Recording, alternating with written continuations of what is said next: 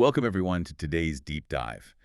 Imagine for a second deploying over 17,000 highly trained troops, state-of-the-art missile systems, and the combined military weight of four global powers to one of the most contested regions on the planet. Right, which is a massive logistical undertaking. Exactly. But then imagine having that entire operation bottlenecked by a local zoning dispute and a stretch of unpaved road. Yeah, it sounds completely absurd, like a satirical novel or something. It really does, but it is exactly what's playing out on the global stage right now. Yeah. So today, our mission is to unpack how the Philippines has suddenly become this ultimate pressure cooker.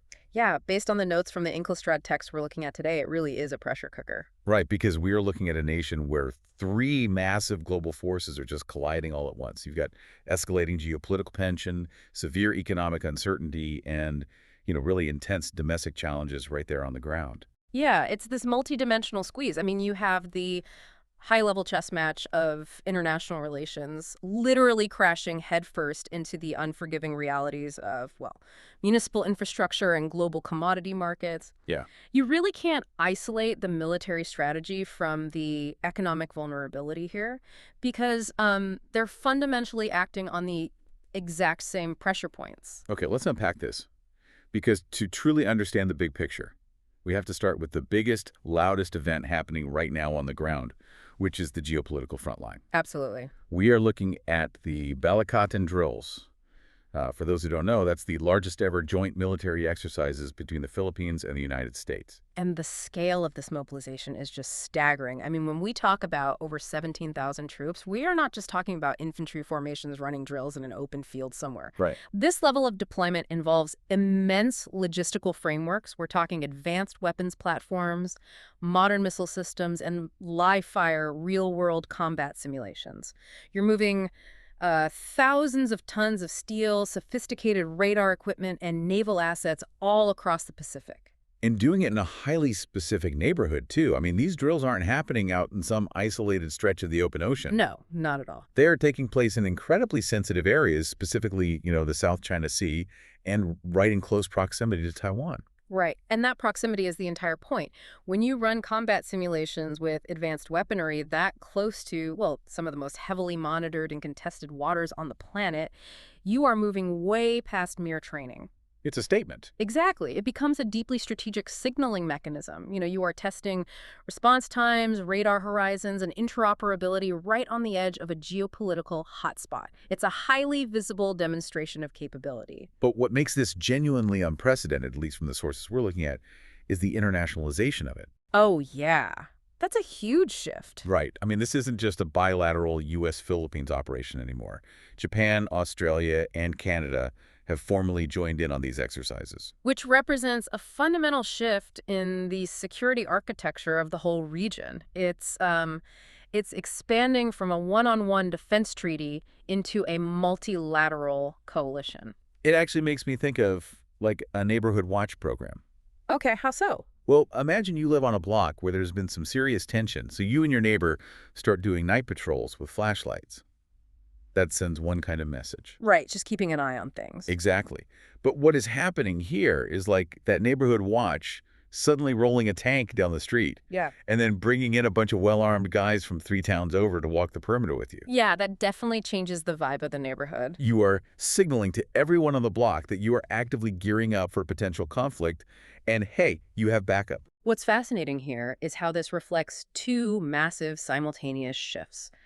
On one hand, you have a rapid modernization of the Philippine military itself. By, testing these modern missile systems and integrating with foreign tech, they're leapfrogging decades of conventional military development to prepare for asymmetric conflict. Right. But on the other hand, it signals a growing, formalized international alliance that is entirely focused on regional security.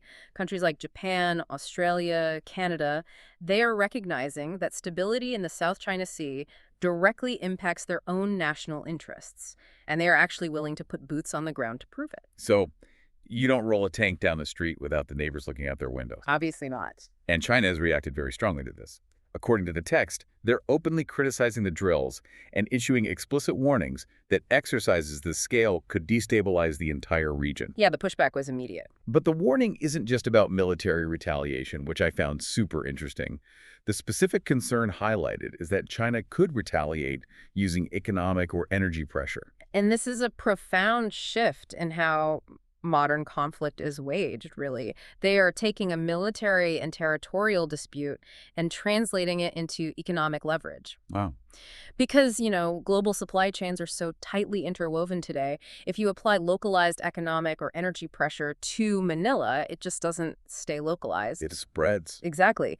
That kind of squeeze disrupts shipping lanes, manufacturing outputs, and regional trade, which immediately ripples out to affect global markets. Well, here's where it gets really interesting, because on paper, 17,000 troops, advanced missile systems, and a coalition of global economic heavyweights looks incredibly formidable. It does. But I have to ask, based on what the source material revealed, is this alliance actually as seamless in reality as the press releases make it look? Not at all. It is actually a very grounding reality check. Despite this high-level strategic alignment, there are severe logistical hurdles on the ground. Yeah, the text mentioned something about base access. Right. The Philippines has recently acknowledged that U.S. access to certain agreed-upon military bases is heavily limited. Wait, heavily limited.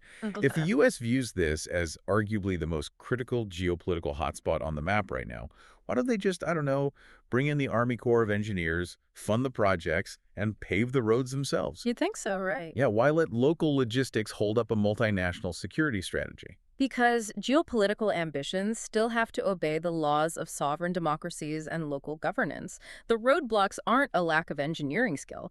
They are land ownership issues and a severe lack of baseline infrastructure. Oh, wow. Yeah, you can sign all the bilateral defense treaties you want in Washington and Manila, but you cannot just bulldoze a local tycoon's private coastal development or seize ancestral lands to build a runway for foreign fighter jets without triggering a massive domestic political crisis. So you have the federal government making these grand geopolitical commitments, but they're clashing with decentralized local governance and private property rights. Precisely. And then there's the infrastructure deficit itself. Let's say you do secure the land for a base. Okay. If the commercial port 50 miles away does not have the deep water berthing capacity or the heavy lift cranes required to unload a modern missile battery, Right.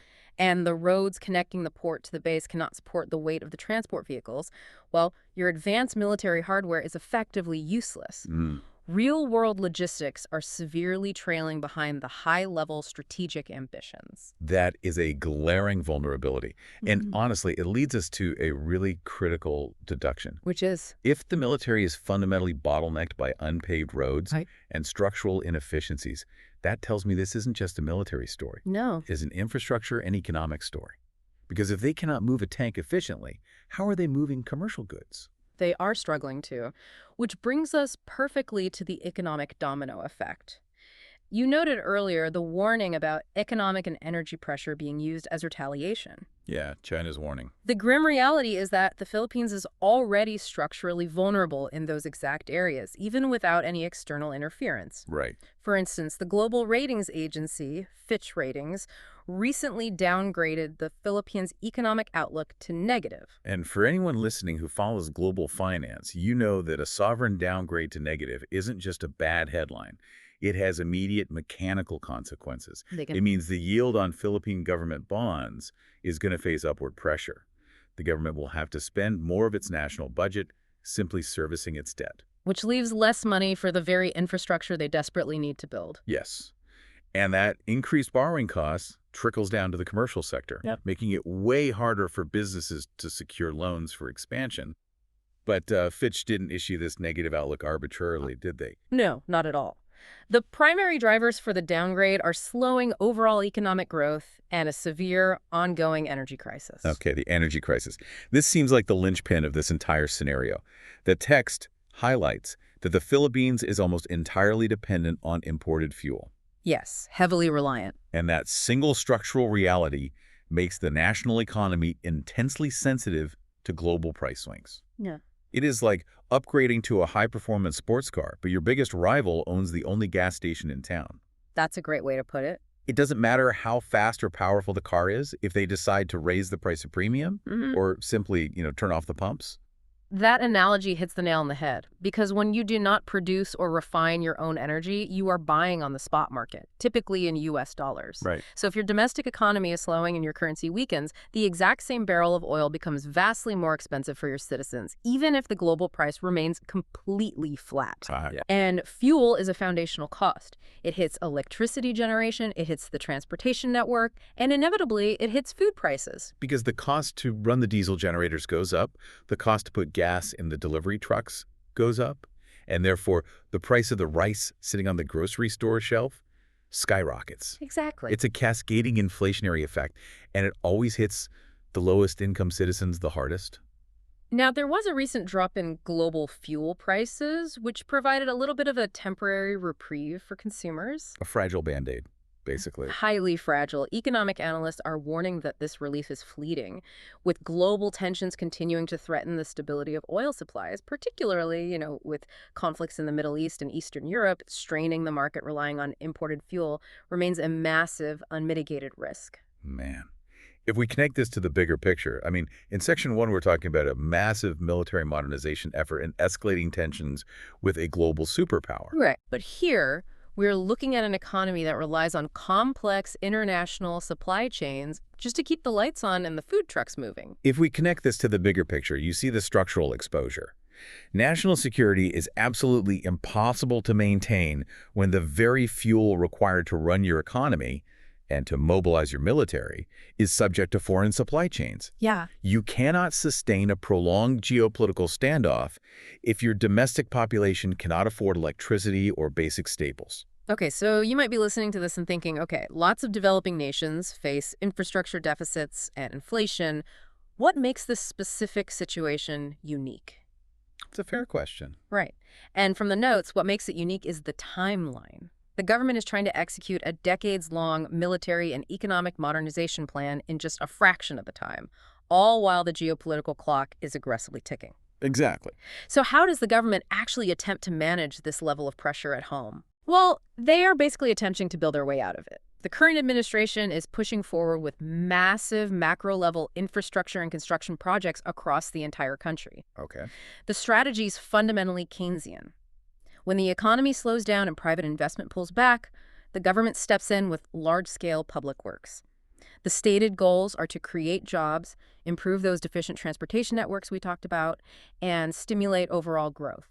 But there is a glaring catch-22 here, isn't there? There is. Because executing a massive government-funded infrastructure push in an economy that is already suffering from energy-driven inflation and a heavy reliance on imported materials, I mean, that's incredibly risky. It's a huge gamble. You are pouring money into the economy, which can drive inflation even higher if the supplies, like the raw materials and the energy needed to process them, cannot keep up. And that macroeconomic risk is colliding with a very grim micro-level reality.